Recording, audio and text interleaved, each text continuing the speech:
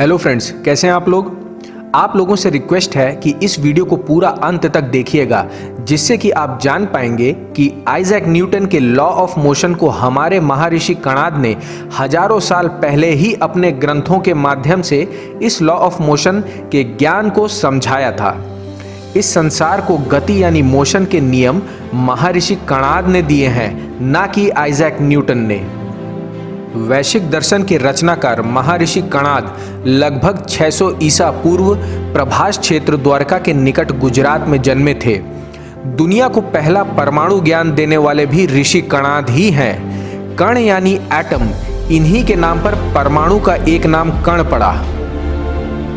वैश्विक दर्शन में ऋषि कणाद ने गति यानी मोशन के लिए कर्म शब्द का प्रयोग किया है। इसके 5 प्रकार हैं। उत्प्रेक्षण अपवर्ड मोशन, ऊपर देखना। अवक्षेपण डाउनवर्ड मोशन, नीचे फेंकना या गिरना। अंकुचन motion due to release of tensile stress, सिकुड़ना सिमटना। प्रसारण शेयरिंग मोशन, फैलाना। गमन जनरल मोशन, जाना चलना। महर्षि कणाद ने ही आइजैक न्यूटन से पूर्व गति यानी मोशन के 3 नियम बताए थे और आइजैक न्यूटन ने 5 जुलाई 1687 को अपने किताब प्रिंसिपिया मैथमेटिका में गति के इन 3 नियमों को प्रकाशित किया। एनजी डोंगरे एक प्रसिद्ध वैज्ञानिक और फिजिक्स के प्रोफेसर थे। प्राचीन भारतीय विज्ञान के क्षेत्र में उनकी खोज और काम बहुत ही ज्यादा सराहनीय है। महर्षि कणाद के ग्रंथ पृष्ठपाद भाष्य के अनुसार मैकेनिकल फोर्स यानी वेग की 5 फिजिकल क्वालिटीज होती हैं: solid, liquid, gas, energy and mind. Mechanical force या कोई भी फोर्स का कारण कर्म होता है। पृष्ठपाद भाष्य के अनुसार बल यानी फोर्स के 3 रूप होते हैं: मैकेनिकल यानी वेग, इमोशनल यानी भावना और इलास्टिक यानी स्थितिस्थापकता। मैं अभी आप लोगों को महर्षि कणाद के द्वारा लिखे गए गति के नियम यानी लॉ ऑफ मोशन संस्कृत और हिंदी में पढ़कर समझाऊंगा और आइजैक न्यूटन के लॉ ऑफ मोशन इंग्लिश में पढ़ूंगा। और यह सब सुनने और समझने के बाद आप लोग तय कीजिए कि जो महान ज्ञान हमारे ऋषियों ने विज्ञान के क्षेत्र में हमको दिया, क्या वो ज्ञान वेस्टर्न कंट्रीज ने हमसे चुराया है या नहीं। Newton's first law of motion states that a body at rest or uniform motion will continue to be at rest or uniform motion until and unless a external force acts on it. महर्षि कणाद संस्कृत में लिखते हैं, वेगः निमित्त विशेषत कर्माणो जयते। इसका हिंदी में अर्थ है, यदि कोई वस्तु विराम अवस्था स्थिर अवस्था में है तो वह तब तक विराम अवस्था में रहेगी जब तक उस पर कोई बाहरी बल न लगाया जाए, और गतिशील है तो तब तक एक समान गति की अवस्था में रहेगी जब तक कि उस पर बाहरी बल लगाकर उसे स्थिर न किया जाए।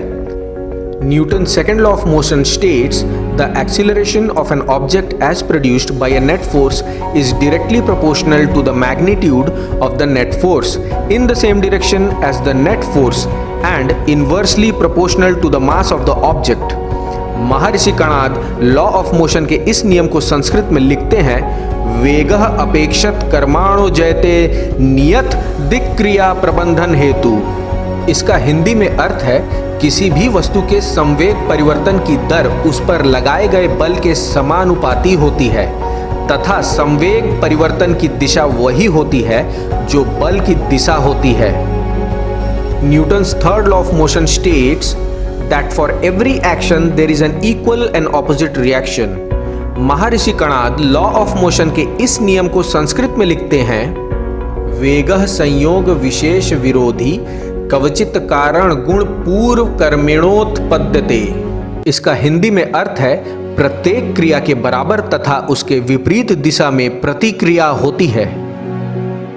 आइए अब यह जानते हैं कि कैसे महर्षि कणाद के law of motion Isaac Newton के लॉ ऑफ मोशन से श्रेष्ठ यानी सुपीरियर हैं। वैश्विक आचार्यों की फोर्स के संबंध में धारणा इस तथ्य को स्पष्ट रूप से प्रतिपादित करती है कि फोर्स मोशन द्वारा अनुमानित है और कर्म यानी मोशन के ज्ञान हेतु भौतिक राशि है, अतः उसका अस्तित्व भी हो यह आवश्यक नहीं है। जबकि न्यूटन की धारणा में वेग यानी फोर्स एक वास्तविक भौतिक राशि है। इसका मतलब force is actual physical amount. Einstein की थ्योरी ऑफ रिलेटिविटी में कार्यरत काल्पनिक बल यानी फिक्टिशियस फोर्स को हम आसानी से वैशेषिकों के उपयुक्त धारणा से समझ सकते हैं, जबकि न्यूटन के लॉ ऑफ मोशन द्वारा यह संभव नहीं है। ऋषि गणात कहते हैं कि फोर्स एक फिजिकल क्वांटिटी हो यह हमेशा पॉसिबल या जरूरी नहीं है। फोर्स एक फिक्टिशियस फोर्स यानी काल्पनिक फोर्स भी हो सकती है, जिसे हम मन की शक्ति कहते हैं। आपने देखा ही होगा बहुत से लोग ध्यान मेडिटेशन द्वारा किसी छोटी वस्तु को एक जगह से दूसरे जगह पर पहुंचा सकते हैं, या किसी वस्तु को टेढ़ा कर सकते हैं, या किसी वस्तु को तोड़ या मोड़ सकते हैं। आइजैक न्यूटन अपने लॉ ऑफ मोशन में काल्पनिक फोर्स यानी फिक्टिशियस फोर्स की कोई बात नहीं किए हैं। कणाद एक ऋषि थे। कण अर्थात परमाणु तत्व का सूक्ष्म विचार इन्होंने किया है, इसलिए इन्हें कणाद कहते हैं। भारत में कई महान ऋषि मुनि हुए हैं। प्राचीन काल में इन ऋषि मुनियों ने कई आविष्कार किए और भौतिक के सिद्धांत गढ़े थे। उन्हीं के सिद्धांतों को पढ़कर ही पश्चिमी जगत के नए सिद्धांत गढ़कर प्रसिद्धि पाई और यह ऋषि मुनि इतिहास के गर्त में खो गए। ऐसा क्यों हुआ कि सारे के सारे आविष्कार वेस्टर्न यूरोपियन कंट्रीज वालों ने 300-400 साल के अंदर ही किए? कभी सोचा है आप लोगों ने? यह इसलिए है क्योंकि हमारे ग्रंथों को, हमारे वेद, पुराण, उपनिषद आदि सबको मुगलों और अंग्रेजों ने चोरी किया और अपने देश में ले जाके उस ज्ञान को अपने नाम से दुनिया में मशहूर किया, आविष्कारक यानी इन्वेंटर के रूप में।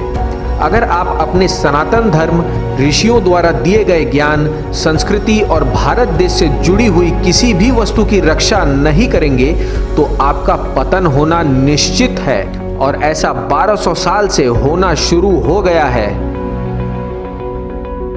दोस्तों, आप लोगों का धन्यवाद यह वीडियो पूरा देखने के लिए। अगर आप लोगों को मेरा यह वीडियो अच्छा लगा है तो मेरे चैनल को लाइक, शेयर और सब्सक्राइब जरूर करें।